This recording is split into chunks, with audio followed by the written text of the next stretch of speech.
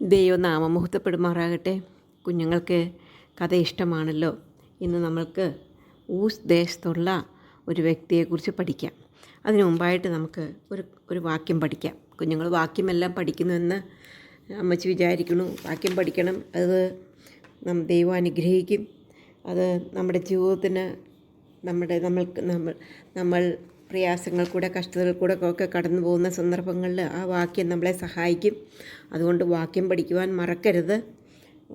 നാം വാക്യം പഠിക്കണം. ഇയ്യോബിൻ്റെ പുസ്തകം 42 അധ്യായത്തിൻ്റെ 5 വാക്യം. ഞാൻ നിന്നെക്കുറിച്ചൊരു കേൾവി മാത്രമേ കേട്ടിരുന്നുള്ളൂ, ഇപ്പോഴോ എൻ്റെ കണ്ണാൽ നിന്നെ കാണുന്നു. ഒന്നും കൂടെ പഠിക്കാം. ഞാൻ നിന്നെക്കുറിച്ചൊരു കേൾവി മാത്രമേ കേട്ടിരുന്നുള്ളൂ, ഇപ്പോഴോ എൻ്റെ കണ്ണാൽ നിന്നെ കാണുന്നു. ആകയാൽ ഞാൻ എന്നെ തന്നെ വെറുത്ത് പൊടിയിലും ചാരത്തിലും കിടന്ന് അനുതപിക്കുന്നു. ഊസ് ദേശത്ത് ഇയ്യോബ് എന്നു പേരുള്ള ഒരു പുരുഷനുണ്ടായിരുന്നു. അവൻ നിഷ്കളങ്കനും നേരുള്ളവനും ദൈവഭക്തനും ദോഷമിട്ടകലുന്നവനുമായിരുന്നു. അവന് 7 പുത്രന്മാരും 3 പുത്രിമാരും ഉണ്ടായിരുന്നു. അവൻ വളരെ ധനികനായ ഒരു വ്യക്തിയായിരുന്നു. അവന് ധാരാളം വേലക്കാരും മൃഗസമ്പത്തും വയലും ഉണ്ടായിരുന്നു. മക്കൾ പാപം ചെയ്യുമോ എന്ന് ഭയന്ന് അവർക്ക് വേണ്ടി പ്രാർത്ഥിക്കുകയും അവരെ വീട്ടിൽ വരുത്തി അവരുടെ സംഖ്യയ്ക്ക് ഒത്തവണ്ണം ഹോമയാഗങ്ങളെ കഴിക്കുകയും ചെയ്യുമായിരുന്നു. ഒരു ദിവസം ദൈവപുത്രന്മാർ യഹോവയുടെ സന്നിധിയിൽ നിൽപ്പാൻ ചെന്നു. അവരുടെ കൂട്ടത്തിൽ സാത്താനും ചെന്നു.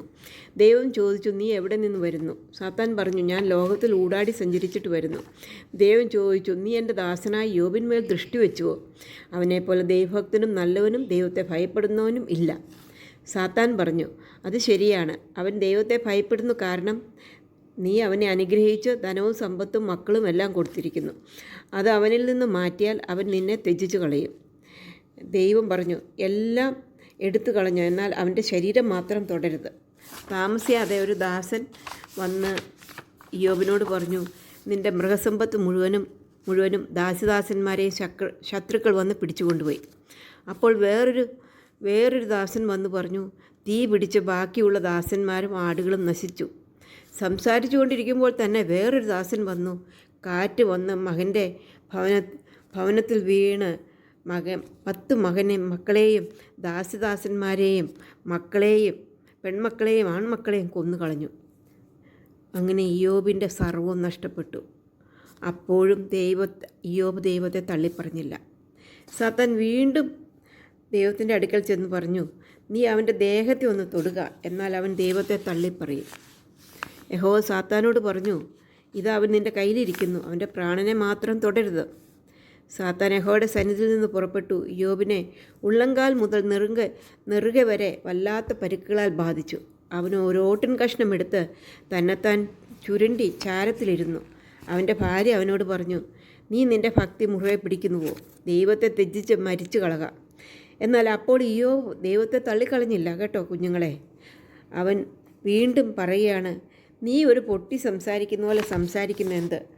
നാം ദൈവത്തിൽ നിന്ന് നന്മ കൈക്കൊള്ളുന്നു, തിന്മയും കൈക്കൊള്ളേണ്ടതല്ലയോ? ഇതിലൊന്നും ഇയ്യോബ് പാപം ചെയ്തില്ല. അവൻ ദൈവത്തിൽ പൂർണ്ണമായി വിശ്വസിച്ചു, ദൈവത്തിൽ തന്നെ ആശ്രയിച്ചു, ദൈവത്തെ അവൻ ഭയപ്പെട്ടു. സാത്താൻ്റെ പരീക്ഷയിൽ സാത്താൻ തോറ്റു, ഇയ്യോബ് ജയിച്ചു.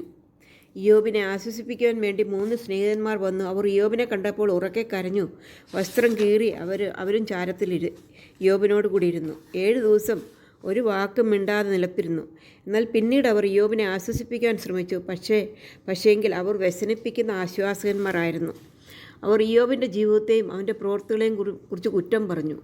ഇയ്യോബിൻ്റെ പാപത്തിൻ്റെ കാരണം കൊണ്ടാണ് അവൻ ഇങ്ങനെ അനുഭവിക്കുന്നതെന്ന് പറഞ്ഞു.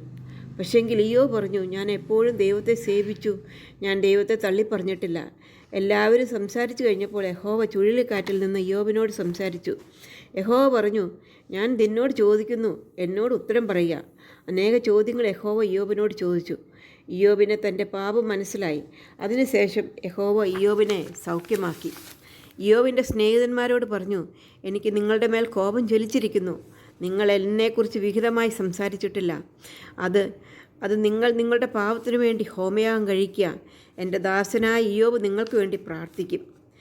ഞാൻ ഇയ്യോബിൻ്റെ മുഖം ആദരിച്ച് നിങ്ങളോട് ക്ഷമിക്കും. അവർ അങ്ങനെ ചെയ്തു. ഇയ്യോബ് അവർക്ക് വേണ്ടി പ്രാർത്ഥിച്ചു. ഇയ്യോബിനെ യഹോവ എല്ലാം ഇരട്ടിയായി കൊടുത്തു. യഹോവ അവന് 7 ആൺമക്കളെയും 3 പെൺമക്കളെയും കൊടുത്തു. ഇങ്ങനെ യഹോവ ഇയ്യോബിൻ്റെ പിൻകാലത്തെ അവൻ്റെ മുൻകാലത്തേക്കാൾ അധികം അനുഗ്രഹിച്ചു. നമുക്ക് ആ വാക്യം അപ്പോൾ ഒന്നും കൂടെ പറയാപ്പോൾ നിങ്ങൾക്ക് മനസ്സിലാകും. ഇയ്യോബ് 42:5-6. ഞാൻ നിന്നെക്കുറിച്ച് ഒരു കേൾവി മാത്രമേ കേട്ടിരുന്നുള്ളൂ, ഇപ്പോഴും എൻ്റെ കണ്ണാൽ നിന്നെ കാണുന്നു. ആകയാൽ ഞാൻ എന്നെ തന്നെ വെറുത്ത് പൊടിയിലും ചാരത്തിലും കിടന്ന് അനുദപിക്കുന്നു. ഈ ദൈവം ഇയ്യോബിനോട് ചോദിച്ചപ്പോൾ ഇയ്യോബിന് കാര്യങ്ങൾ മനസ്സിലായി കഴിഞ്ഞപ്പോൾ ഇയ്യോബ് പറഞ്ഞ സെൻറ്റൻസാണ് അത് നമുക്ക് കാണാനായിട്ട് സാധിക്കും. ഇതിൽ അനേക ഗുണപാഠങ്ങൾ നമുക്ക് ഉണ്ട്. ഒന്നാമതായിട്ട് സാത്താൻ ഇയ്യോബിനെ പരീക്ഷിച്ചു, പക്ഷേ ഇയ്യോബ് എല്ലാ പരീക്ഷയിലും ജയിച്ചു, സാത്താൻ തോറ്റു. രണ്ടാമതായി ഇയ്യോബിന് സകലവും നഷ്ടമായി, എന്നിട്ടും ഇയ്യോബ് പറഞ്ഞു, യഹോവ തന്നു, യഹോവ എടുത്തു, അവൻ്റെ നാമം മഹത്വപ്പെടുമാറാകട്ടെ. മൂന്നാമതായിട്ട് നാം ഇയ്യോബിൻ്റെ സ്നേഹിതന്മാരെ പോലെ വ്യസനിപ്പിക്കുന്ന ആശ്വാസന്മാർ ആകരുത്.